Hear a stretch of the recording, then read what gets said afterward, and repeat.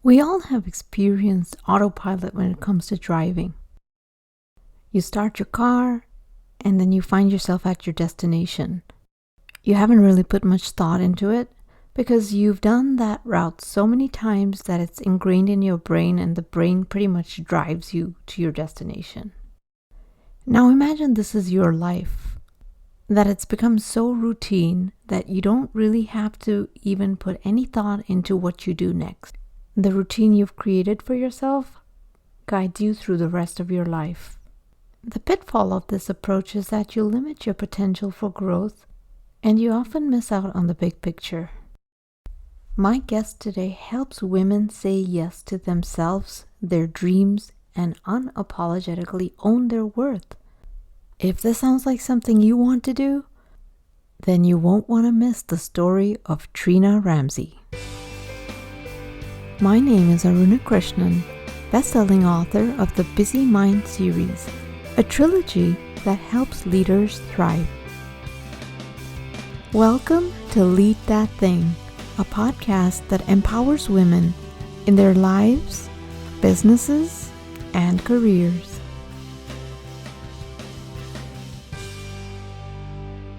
Trina is the founder of the Just Do You Institute for Women's Empowerment. She's an executive coach, author, and motivational speaker. Her primary client base is women over 40. I find that at that age is when you kind of come into yourself and you kind of are willing to say no to some things, but maybe not say yes to some things. By that time, you're kind of fully formed also. So you're like in the swing of your career or your family or your community. And sometimes we get a bit overextended. And so I worked with a business coach, and we came up with the Just Do You branding because it was really about like giving ourselves permission to own our voice, to own our value, to own our self-worth, and to really begin to like say yes and then dare to say no to some things.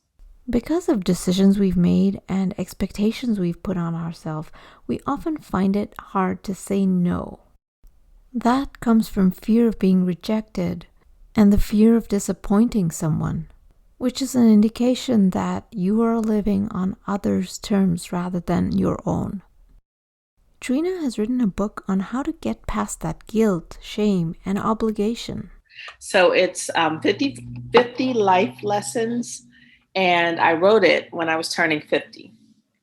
And I had tried to write a book before, and this was in my earlier days as a life coach, and I wasn't really kind of like, I would say I was generic. Like most coaches, we learn all the foundational principles and practices. And until you're able to like hone your niche more, you can like, what I was writing was just like, meh, it wasn't moving me. So I figured it's not going to move anybody else. And then I was journaling. You're about to turn 50, you've learned some things. And I came up with a list that was like over 70 items long. And it was at that point that I looked down and I was like, oh my gosh, this is the book. One of the lessons is do more of what you want and less of what you don't want. And that's that kind of confluence of the yes and no. But I think we actually have to say no to some things in order to open ourselves up to actually create space to even think about what we want, right? So that's one of them. There's another one that talks about removing or limiting toxic people in your life, which is like a really big issue. And especially if it's someone who is close to you, a family member, a coworker, a boss. It's like, how do you kind of not take that in or set boundaries, which I think, again, once you get to a certain age, you're more willing to say an uncomfortable thing and to engage in a conversation. And if not, that's part of what my coaching is about, is to help women to do things like that. And there's also other things like laughter is the best medicine. And one of my favorite Maya Angelou quotes is, if someone shows you who they are, believe them the first time. And that's really about kind of like our interpersonal relationships, and Mm-hmm. can be familiar, friends, but can also be romantic. Sometimes we get into a situation and we think, oh, well, or we just kind of put our blinders on because we really want to believe, Mm-hmm. we really want to try it. But usually the early warning signs that you see will only get worse as you get more familiar with people. So the resounding theme is being able to speak up for yourself, whether it's saying no to someone, whether it's saying no to a relationship, or simply speaking your mind and resolving situations with people. There are ways in which we can kind of take more ownership around our our personal agency and what we allow in our lives, and creating, like I said, those boundaries, so that we can, like, there may be someone who is toxic who is a central part of your life, Yep. but there are ways that you can like learn to have conversations where you can place limits or Mm-hmm. put a mirror up for that. Did you realize that you just said that? And how do you think that made me feel?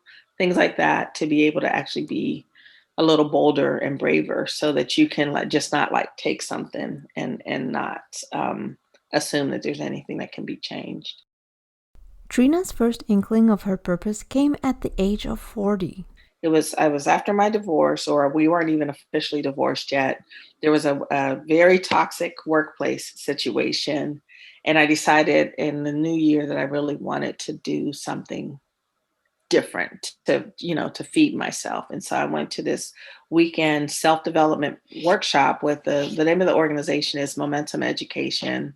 And I was living on the East Coast at that time, and they were based in New York. So I would go back and forth to New York. And it was during that weekend that I had an epiphany.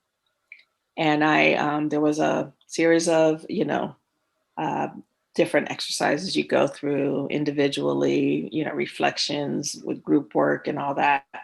And I actually recalled that there was a point in time when I had considered becoming a life coach, and I had told myself no. Trina realized that her inner critic had actually kept her from her purpose. I was like mad at myself. I was like, wait a minute. I said no to myself. No, well, we're not doing that anymore. And so by that Sunday morning, I got in front of a room of like over 100 people and declared that I was going to become a life coach.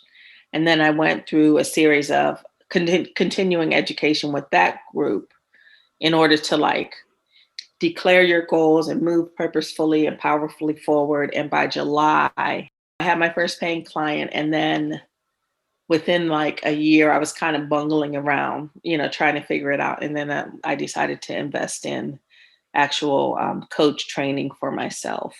So that was 12 years ago. But that, I really do believe that all the things that I did in life led up to that decision to become a coach. Because of Trina's personal experiences of denying herself opportunities, she's able to relate to her clients and use tools to help them get past those barriers. She talks more specifically about what empowerment means. It's almost like an awakening.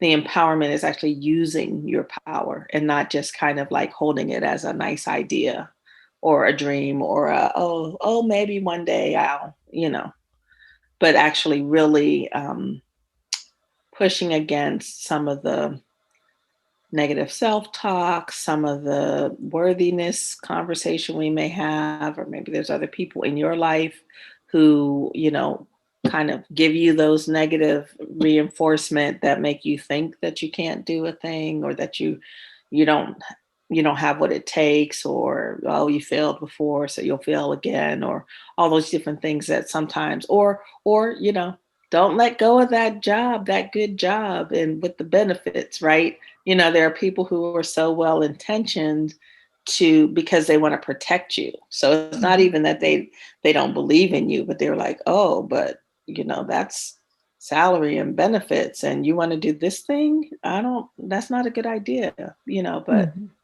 I always say, like, who are they? Who is this they that we let Yeah. kind of have our power? Another element of empowerment Tina talks about is owning your voice. In our voice is where we begin to change the narrative. So letting your inner conversation be different than what you've had it before, being able to come up with those counter arguments to folks who are those well-intentioned folks that kind of keep you limited. And even if it's like with me, it was myself. It wasn't anybody else. It was me, you know. And being willing to, have tough conversations, like we talked about. Being willing to say no and mean it, or say yes to yourself, which also means sometimes saying no to something else, or limiting the amount of time that you have. All these things are based on your voice and your inner power. It comes down to reflecting on what is meaningful to you, reflecting on who you are and who you want to be, and the steps to get there. You will have successes and failures along the way, but it's important to put those failures in context. Trina leaves us with a perfect quote from Michael Jordan regarding failure. I think it's like a Nike commercial or whatever, but it basically has this little dramatic music in the background, and he's saying all these statistics about how many shots he missed, the game-winning shot he missed, how many times, they lost the game, how many times he didn't make the free throw. And he's like, I failed over and over and over and over again, and that's why I won. Which really emphasizes the point that sometimes you will fail before you can succeed, because that failure basically informs you on how to do things better. Whether this is sports, your life, your career, or your business, failure is part of the learning process. It's not a reflection on what you can or cannot do. It's just an intermediate point.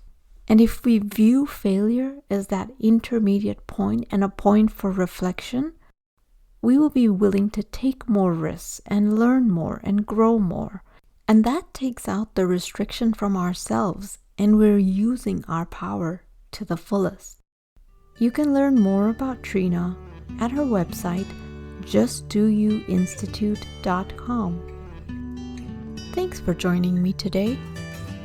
Stay tuned to Lead That Thing by subscribing on any podcast platform. Join me next week when I speak to another guest who is empowering women. Until then, lead that thing.